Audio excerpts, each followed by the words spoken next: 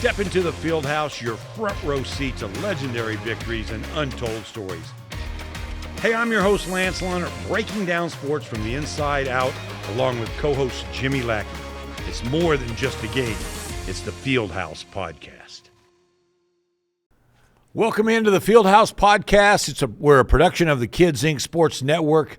So thankful you're along for this ride today. We have Jimmy Lackey, CEO, does everything at Kids Inc. I'm the co-host with him, Lance Leonard. Jimmy, number 63. I really didn't have to go into the infamous book here that we show on every podcast. I'm not even sure who the book will be, but 63 was pretty obvious to me, and maybe it was for you as well. So I kind of looked up though online and all that who the 63s were, and you know it didn't surprise me who they are. But who was your 63? The one that stuck out to me because I was an old Oilers fan back in the day is Mike Munchak. Ooh, I like that one. Yeah, big time. Back in the day in the old Oilers, I used to be an Oilers fan, when Earl Campbell was playing for them, and Bum Phillips was there. Couldn't help but like him. No, and Munchak he was the real deal. He's a Hall of Famer. And then legacy with family and all this. Yeah. There's some others. I mean, I'm sure you've got one. Well, too. Gene Upshaw, obviously being a Broncos fan. I always mention that somehow on this podcast. But anyway, he's the ultimate Raider. You know what I mean? Wore the just mean Gene is what they called him. Well, he ran the Players Association for a long time, very smart man. He really epitomized what the Raiders were about, like tough. Yep. Just come get me. I'm gonna. That's when the clotheslines were legal. Also, though, in that era, Willie Lanier for the Kansas City Chiefs, had the face mask that everybody wanted, and like the bar in front, number 63, and a really great player. And then if you're an OU fan, Leroy Selman. Leroy Selman with the Buccaneers. I was going to say for sure. Yeah. So he's definitely. Could you imagine recruiting the Selman brothers like Switzer did? No. Can you imagine that family? But he could do it, though. That family of athletes, and knowing how that family alone could impact your. But he's probably the best guy to go sell. Yeah. He could sell igloos to Eskimos. I have that story. I mean,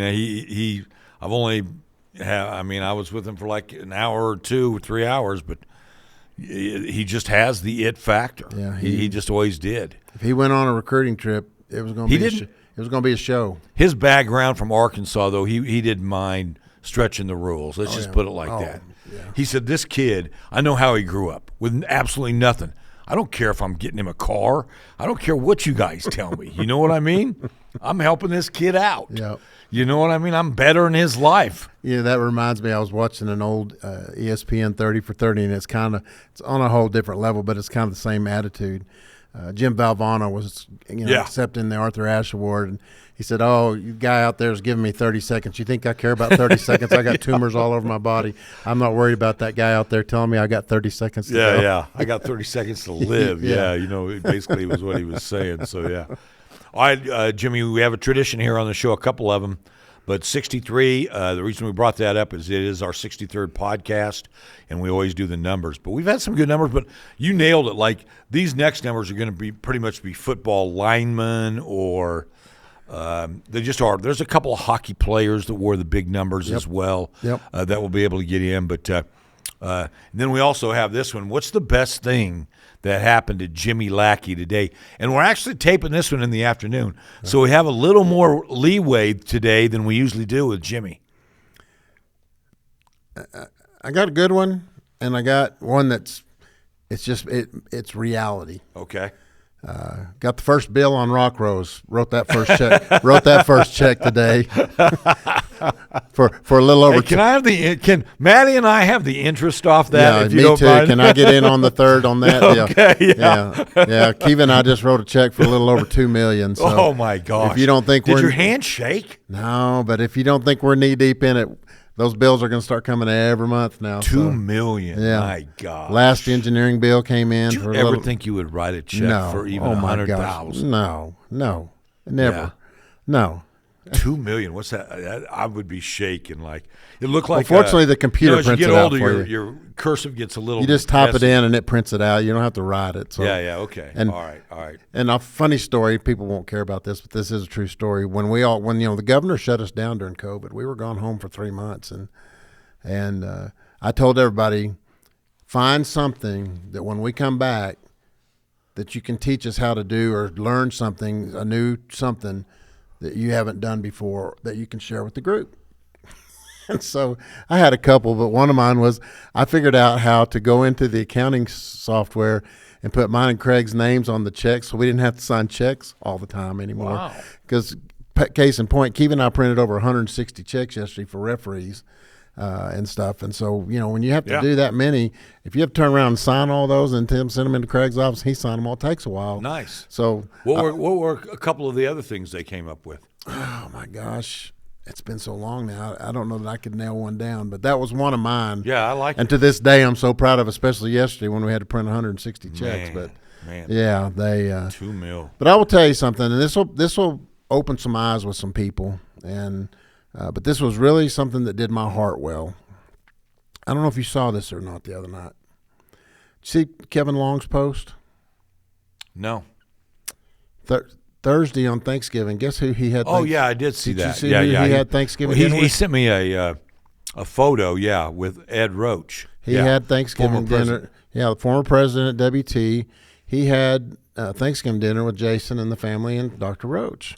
And I saw that picture, and he just posted it like 3 minutes earlier. And I texted Kevin. I said, "Do me a favor and please tell Dr. Roach I said hello." And the next morning, Kevin sent me a text. He said, "Jimmy, he was elated to hear from you." And I've had Dr. Roach's number for a long time. He has a nephew that lives here that I'm friends with, and I just hadn't called him. And so I told Kim, this was on Friday after Thanksgiving, I said, "I'm going to go in here where my desk is here in the house, and I'm going to call Dr. Roach." Wow. We spent an hour and 23 minutes on the phone. The reason I'm telling you this is if you forget where you came from, then you've lost part of yourself. Yeah. Dr. Roach hired me for the alumni job back in 1989. He didn't have to. Yeah. I was green as grass. I was 27 years old. I had no expertise in development or fundraising, any background in it whatsoever.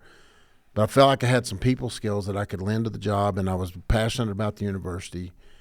And I reminded him of this. I said, "I'm going to remind you of my interview with you," because I had to interview at the alumni board, and then I had to interview with Bruce Grimes, who oversaw the alumni office at that time, and Ronnie Birdsong. And then it was my time to go in and interview with Dr. Roach. It's a true story. He was left-handed. He always pointed with his finger with his left hand. And he knew me. I worked in housing at the time. And so I go and I sat down across from the desk, and, "How you doing, Jimmy?" "Good." "And how are you doing, Dr. Roach?" "Good." And he said, "Jimmy, you really want this job, don't you?" I said, "Yes, sir, I do."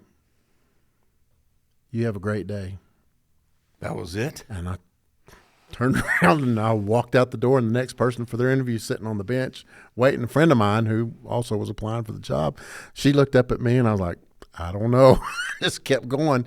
And I got the call later in the afternoon that I was being offered the job. But that was my interview with him. And he laughed. He goes, "I don't necessarily remember that." He goes, "That means I probably already had my mind made up, or the group did as a whole." But he gave me my first chance. Yeah, that's cool. And, history, a lot of people, it was a rough time when Dr. Roach was going through. Yeah.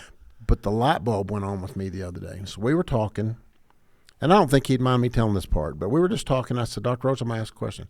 How old are you?" Because I haven't seen him or talked to him in a long time. He said, "I'm 38. I said, "Well, I knew I was always a little older than you." And we giggled, and he said, "Jimmy, I'm 84.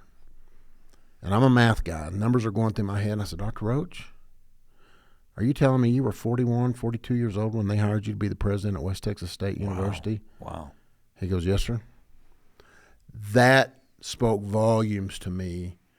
Think about that. Here's a young man. He'd been the dean of the business school at Southwest Texas State, now Texas State. Young man, probably all kinds of ideas and gung-ho about this new job.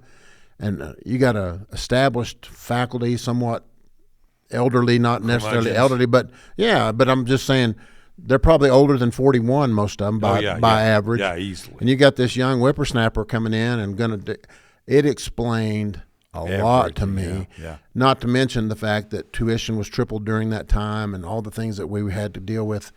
I thought, man. The Boone Pickens factor, too. Oh, yeah. Mr. Pickens was chairman of our board. Yeah. And he and Dr. Roach were friends to Mr. Pickens' death. I mean, they were close friends. Yeah. But so much in our conversation enlightened me to a lot of things that I never knew or even thought about, because I never thought about him being 41 or 42. Wow, so he was probably the same age as Bill Kelly, his football coach. Probably. Think about it. They're not supposed to be that young. They were older to me. I mean, I was 27. I'm thinking Dr. Roach is 50. Well, the house, when the president's home was built during his tenure. Oh, yeah. Yeah, and that was a big issue. And, but. Do you remember that opening? Oh, yeah, very much so. So you guys brought in John Wooden, and you brought in Dr. Schuler, and who did the cathedral in California, the Crystal Cathedral. Yep. So and I got invited to that, which surprised me. But I was honored. But they would allow, and I did a. They had some unbelievable guests out there. Yeah, Bill Cosby stayed out there. Og Mandino stayed out there. Barbara Jordan stayed at the president's home. Wow. He told me, he said when Barbara Jordan stayed at the home, how she thanked him because everything over on that side had handicap. The bathroom was handicap accessible, had the rails and stuff for her. Yeah.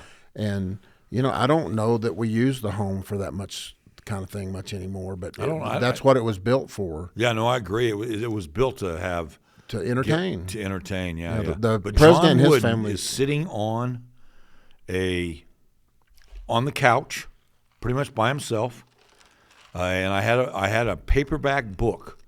John Wooden, they call me Coach, and he knew I wasn't trying. Well, I mean, nobody back then was really trying to make millions off an autograph or anything, or it had to be a certain way with a certain pen, things like today. So I have this. They call me Coach. It's a paperback, and the front's ripped a little bit, and it's Lance. It looks like you've actually read this book. Thank you, John Wooden. That's cool. Yeah. But my point to the whole deal is, I get you're talking about what's the best thing. Well, Thanksgiving, and let's just tell it like it is. Thanksgiving's that time to really review your life. And if there's somebody out there that maybe you haven't seen for a while, or you had that little mishap, and you don't even remember what the mishap is now, and you haven't talked forever, just pick up the phone. Well, he and Darlene never did anything but I don't know if he would remember me at all. I'll make sure I ask. I bet he does. Yeah, because I said the same thing. When I called him. Here's Jimmy and I's world. I said the same thing to Kevin Long. Tell him I said hi. I never got anything back. Yeah. Okay, so yeah. I just told him, I said, you gave me my chance. And I've never forgot that. And anybody that's asked me all along during the years, I told him, if Ed Roach hadn't hired me for the alumni job, I'd probably be coaching today. Yeah. I would have probably gone. Yeah. That's what my background and my degrees were. And I was supposed to go do my student teaching at Caprock High School. And I got offered a job in housing at WT, and I took that job instead of going to do my student teaching. But had he not given me. That's a good thing that happened to you. We'll call that the best thing that happened. Yeah, it was. But anyway, so today I mailed him one of our 75th anniversary books, a couple of Rock Rose T-shirts, and a thank you letter, a handwritten letter about our conversation. But I'm going to try to go down in January. Jason wants me to come down and wants to have them over. They just moved back to the DFW area. Okay. And so all their family's there, and I'm going to get a chance to go see them all. But yeah, I covered Jason in high school. Yep. He played infielder for Canyon. They made the state tournament, by the way. Yep. In baseball, so and he played other sports, but well, Dr. Roach was good to me, and I never forgot it. And had the best conversation the other Jimmy, day. real quick, my guy who gave me my chance, Garrett Von Netzer. Yep. You know what I mean? So it's the same thing, where he didn't have to do that, and he really guided me through it.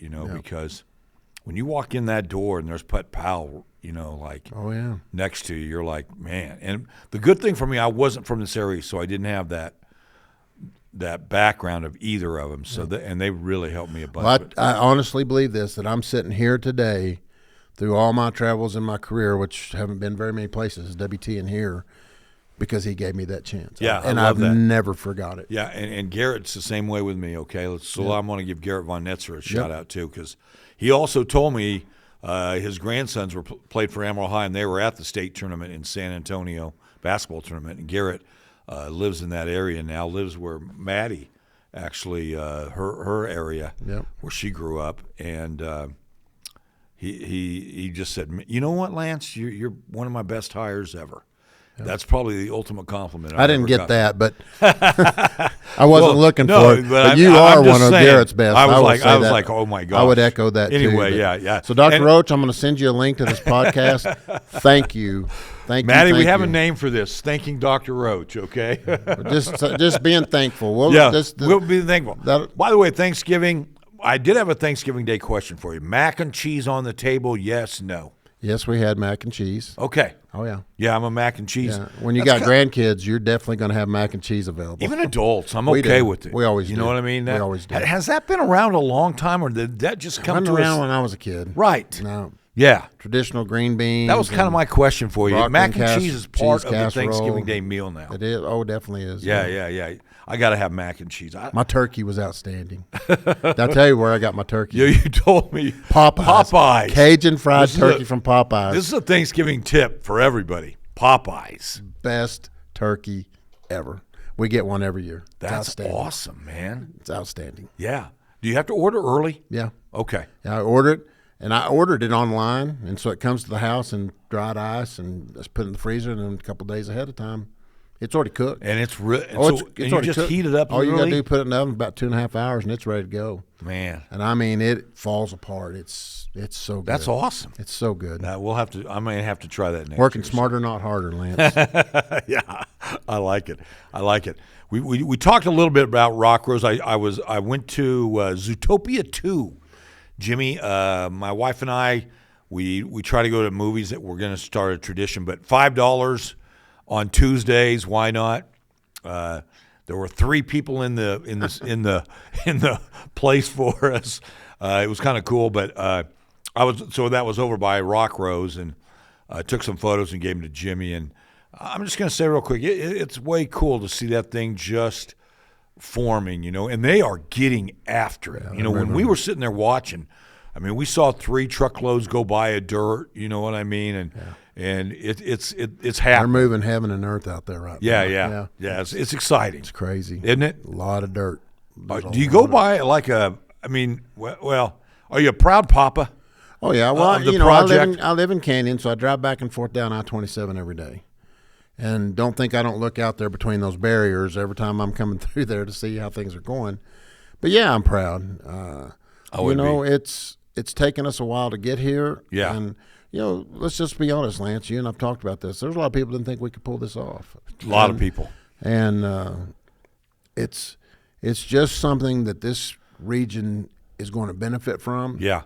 Believe it or not, like it or not, it's going to happen. The city's going to have new revenues coming in from here, from sales tax and hotel tax dollars when we start having events out there with tournaments and whatnot. But it's going to touch a lot of lives. It's going to be something like nothing else in anywhere that you can drive in a day. I'll put it that way. Yeah. You can drive for a day and you're not going to see anything like this. Yeah. 36 acres of turf space down on the ground that you can just pretty much do anything you want that you can do on grass.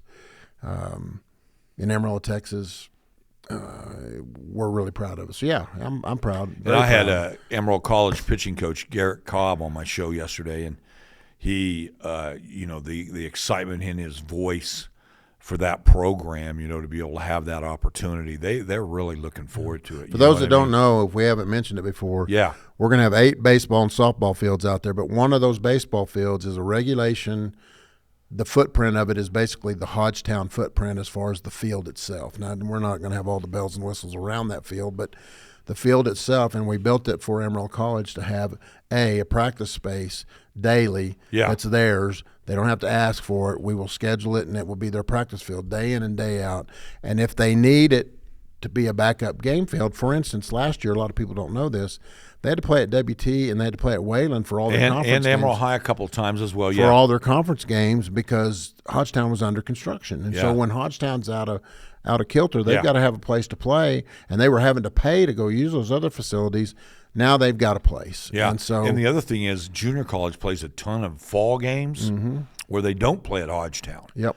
anyway. So they'll have this opportunity. They're going to have a place. Really excited about it. Yeah. I think it's. I think about it. We're going to have them from the youngest of the young to the college age kiddo playing. No, I think sports you're out there, and all edges of Amarillo will be impacted and playing out there. That's what I find cool. Every zip code will be represented on that field every Saturday. So you're on our board. Here's my charge to you. Yeah. You ready for this? Yeah. I got something to think about.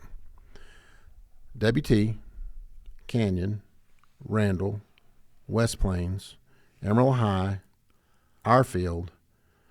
Think about the high school baseball tournament that we could put on, and all those fields would be totally right there. Yeah, they're right there. Yeah, I know the Kellers put up that one on in and championships could be at Hodgetown. But totally agree. How many teams could we bring to town for a high school varsity baseball tournament? Incredible. Or softball.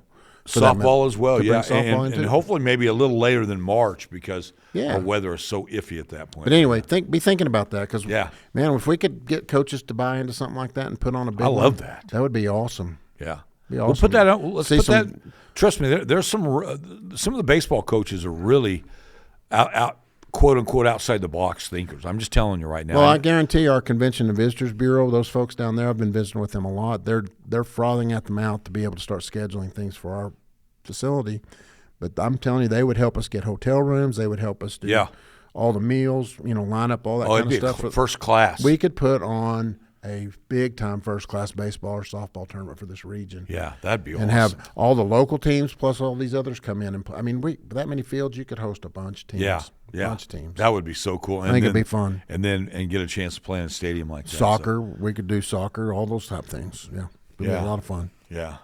Hey, we haven't even started on my questions, so we're already into it. But so we'll abbreviate. But I wanted to ask you first, Jimmy, today. Do you have something on your mind Go today? ahead. Nope. Start. I got a few things. Well, yesterday, Joey McGuire, Texas Tech head football coach, who we've talked previously, he's kind of put it out there. This is where I want to die. He literally said that in Lubbock as a Texas Tech head football coach. Yep. You know what I mean? Basically saying, like, I'm not going anywhere. This is it, my destination. But yesterday he was rewarded 7-year extension. Now he's got 7 more years on that contract. And he's making about $6 to $7 million a year, where it increases $100,000 for those 7 years. Increases $100,000 a year. Has a chance for like a $1.5 million bonuses in there. I know it's in our little neck of the woods. He's really impacted us. What do you think this does for the Texas Tech football program? Well, they're on the map already. I mean, let's just face it. They're on the map. This deal has been played out well. Not to mention $6 or $7 million a year in Lubbock goes a long ways compared to other cost of living areas around the country. Like L.A., excuse me, Mr. Yeah, but I'm just saying. That goes a long ways, and so, but he's black and red to the bone. He's not Spike Dykes. He's his own guy. But he came in, and I don't know much about him. I don't know him. Well, he had the reputation of being a high school That's coach. Where I was going with this. He has recruiting ties like no other because that's where he came from. Yep. And, high school to college doesn't always work out. In fact, I would say probably most time it does not. I agree. But especially as a head coach. He went through the ranks. He became an assistant at the college level, worked his way in, had been at Baylor, and lands this job. And he's been able to coalesce the support base around him to get the things done at Tech they need to do. That I think also has improved their whole athletic department and their marketing and every opportunity that they have in that respect. And so, kudos to him. Good for Tech. I've told you. And I think things that are good for Tech are good for this region. Yeah. And I used to not think that way, but everybody I do now. needs a Cody Campbell to come in your life. Oh, yeah. No joke. No joke. No, but Cody, if you're out there, remember you played Kids Inc. ball when you were a kid. I put we gear want on you you. on when you're in Amarillo next time. We'd love to have you on the podcast. So we'll see if that happens. I've John Sellers too. John. John grew up here too. So we would love John Sellers as well. Yeah, and both those guys are amazing backers. They also bleed purple. They grew up in Canyon, and they support Canyon, and they really do. Let's give them a shout out for that. I agree. Good for them. I agree. They've really helped their high school out. Every high school in America could use a Cody Campbell and a John Sellers in their life. Yeah, I assure you that. Yeah, no, they've done a lot for that. They really have at both those. So yeah, but I'm with Jimmy real quick on that. That McGuire is. He's one of these people you meet. You're like, wait, this isn't real. You know what I mean? You're just too happy. You know what I mean? How can you be that way? You know, you've been around a few people like that, and you find out, no, they're really that happy. Okay, they're fun to be around. He is that way with Texas Tech football, Jimmy. You call it. He bleeds black and red right now, and he wants this job. He wants it to be a success. He wants the fans to enjoy it. He wants to run, the best program again, but he also wants to win and win big. So I think they got the right guy. Crazy that you can make $7 million as a football coach, because this man spent 20 years as a head high school football coach, 20. So he probably thought this was it. You know what I mean? Yep. This is Cedar Hill. This is where I'm going to be. That's okay. Yeah, that's okay. That's the elite. It's one of the elite schools and one of the elite programs. Totally great guy. It doesn't get much bigger. Anybody who meet he you're a little better that day for meeting him. You know what I mean? And he's sincere. He really is. So, real quick, while we're on the college football system, bowl playoff is at 12.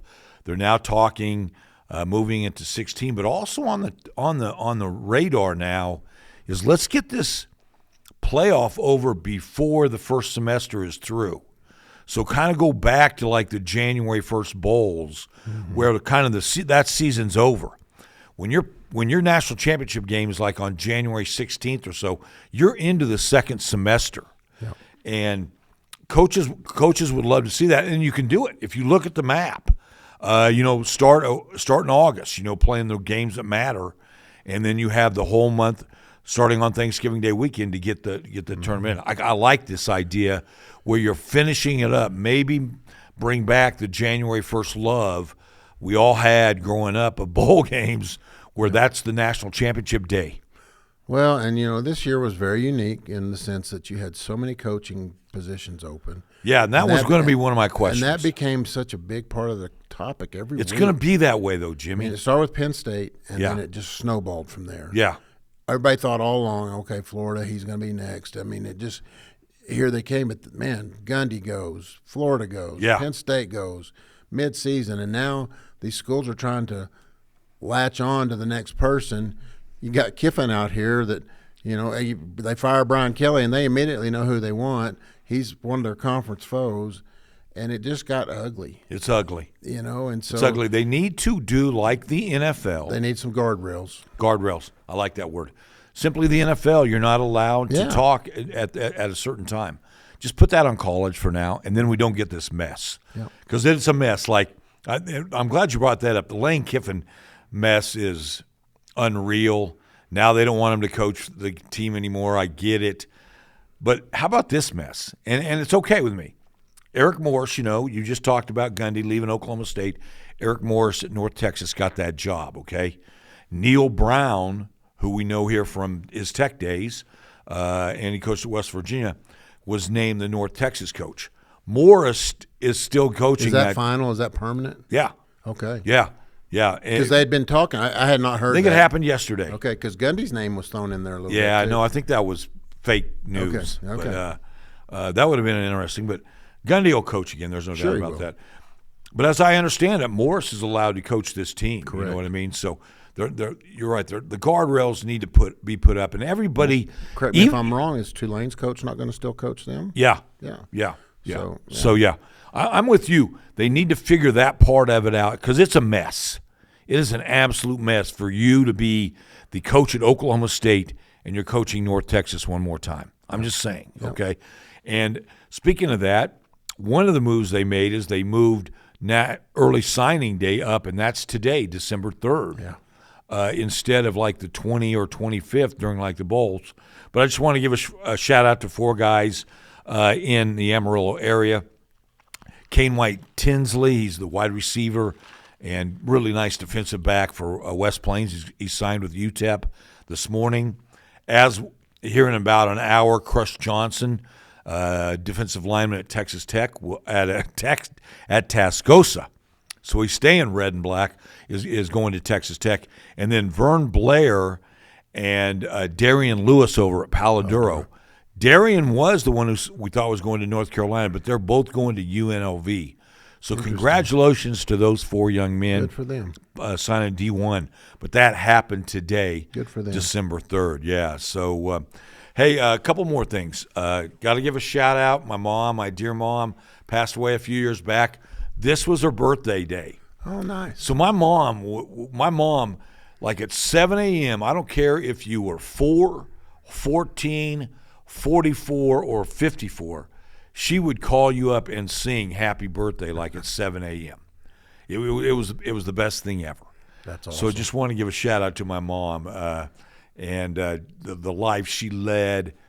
Goofy as all get out, funny as all get out, made our family a whole lot better. But when I woke up today, because we used to always do it back to her, you know what I mean? Not as early, but all right. This week is Heisman vote. And I'm blessed to have one here still. And just so you know, you put 3 names on it, Jimmy. Yep. Points, they go by points. They list who the first place vote is. They've switched it to like a 48-hour period. I really like this. You kind of had a week, you know what I mean, or 5-6 days. Now it's a 48-hour period. They'll send them out on Friday. You have to have it in by Monday at 5 o'clock or your vote does not count. Okay. Think about this. Who would you vote? If you're listening to this podcast, this guy to my left has a Heisman vote. If that doesn't tell you his credentials in the area of sport, but I'm just telling you. When Garrett Von Netzer said you're one of his best hires, there's proof in the pudding. This guy's got a Heisman vote. I'm giving the vote to you right now. Who would you vote for? Indiana's quarterback. I'm hands down. I mean, look what they've done. And he's Fernando Mendoza. Yeah. Week in, week out, he's knocked it out of the park. I don't mind that pick. I have nothing. I like that. Number 2. If you had a vote, you got to put 3 on there. Yeah. Which surprised me when I first started voting. It wouldn't be most people's pick, but I still think the Alabama quarterback's solid. I think he's real solid. All right, Ty Simpson, yeah. Mm-hmm. Yeah. You're not a Diego Pavia guy at all, the Vandy quarterback? I think he's done a great job, yeah. But I'm telling you, and I know it's not the most popular, but the kid from Tech on the defensive side of the deal, I'm telling you, he deserves to have his name at least thrown in the mix. And, I mean, I know there's Ohio State folks and all that kind of stuff. I know there are. Yeah, you got it. If you're asking me, the Indiana guy is my hands-down pick. But I like it. But, man, the Hernandez kid, Jacob Hernandez. I like how he carries himself. I like everything about him, and on top of the fact, he's just good at his position. He's probably the most impactful defensive player in the nation. Yep. Let's just tell it like it is. He's going to get a lot of other awards. He's going to nail some of those down. It would be nice if he's in New York. Yeah. I 100% agree. They have a little thing, and I'm good with it. Don't tell your votes. I respect that. If they're going to let me vote, I'm going to respect your rules. But they don't mind us promoting like who gets to vote. It's not like there's over 900 people that vote, and by the way, the former Heisman winners, just so everybody out there knows, they get a vote. Once you become a Heisman winner, you are part of the voting. Yeah, so all those guys have a vote. But no, I think you nailed it. I think you just flat out nailed it. Julian saying, obviously from Ohio State as well. Sure, they wouldn't be where they are probably without him. And they are solid. Marcel Reed had a great year for Texas A&M, but yeah, it's going to be interesting. But just so you know, that's coming up, and it happens in a hurry. My only regret, you can get a ticket. Now, I'm sure you're not in the room if you're somebody from Amarillo, but you can buy a ticket for that ceremony. Okay. Where I think they have an off room, and then you can be part of the ceremonies, leading up to it. And I think I should do that once before. Absolutely. Before take me with you. Yeah. Okay. Yeah. You're going. And then we can go look at the legendary Christmas windows that I've never seen in New York City. Yeah. Walk through all the windows. That would be cool. Yeah. Well, then if we're going to do that, then Cooperstown's up that direction. Yeah. There's a few other things we could probably go do too. Cooperstown's a week visit for me. That's what I'm going to say. So I really don't have a whole lot more. We just want to give a congratulations to West Texas A&M for Josh Lynn put the juice back in the Buffs this year. I think that whole program. They have an opportunity to play in a bowl game, which is always good. You come down and watch the boys and girls play basketball. Man, the men and women there are playing really well. Yeah, go ahead. Yeah. Woo! We had 2 days of it, Friday and Saturday during Thanksgiving break, and we just barely under 7 minutes to go in that ball game. That on Friday, the boys already had 100 points on the board, and they scored 100 both days. Here's the unique thing about that one, Jimmy. If you looked at the stats, their leading scorer only had 15 points in that 100. What did they score? 117, I think they ended up with. But so you had, I think, 9 guys in double figures, and they're young. Yeah. Oh, they're babies. Yeah. Jalen Sledge. Thank God he came back and stayed. Tascosa, young man. Brock Meshach's back now, and he's playing a big role too. But we got a lot of new kids, and they are fun to watch, and they can move up and down the floor. They play Tom Brown basketball. Yeah, both of his boys are playing. Yeah, I know. How unique is that? A college coach to have 2 of their sons. And the women are playing really well together too. I've enjoyed. Josh Prock really likes this team too. Yeah, he should. The scenes. He should. He's got some depth, and he's moving kids in and out a lot, and they're playing well. I like that. Yeah, it was good. And they start the Lone Star Conference this week, by the way. In fact, tomorrow night, as we speak, they'll open up Lone Star Conference play Thursday. And we got Saturday, Oklahoma Christian tomorrow.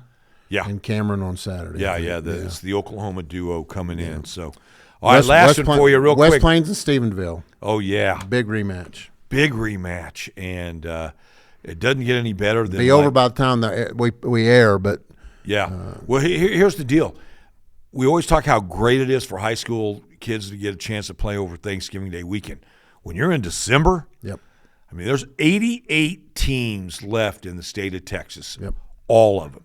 You are in the final 8 of your classification now, and that's how good West Plains. They have to play their best game of the year, but they had to do it last year. It's kind of the same scenario. Nobody really thought they had a chance with Stephenville last year, and look what happened. They won the game. Stephenville is elite. West Plains is elite. I wish their running back, Slade Russell, was not hurt and is going to miss that game for West Plains. But they had a week with Canyon, the Canyon game, and congratulations to Canyon for being a third-round team as well.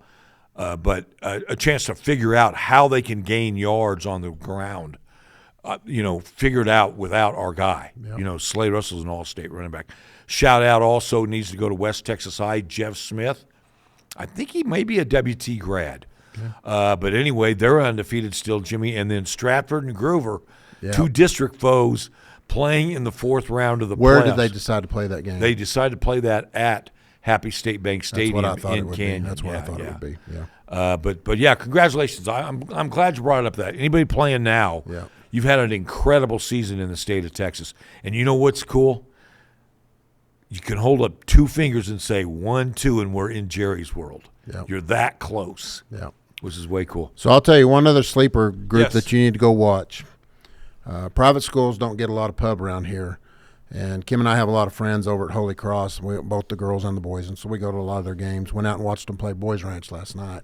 And the boys, you need to go watch the Holy Cross boys. Okay. They can move the ball down the court.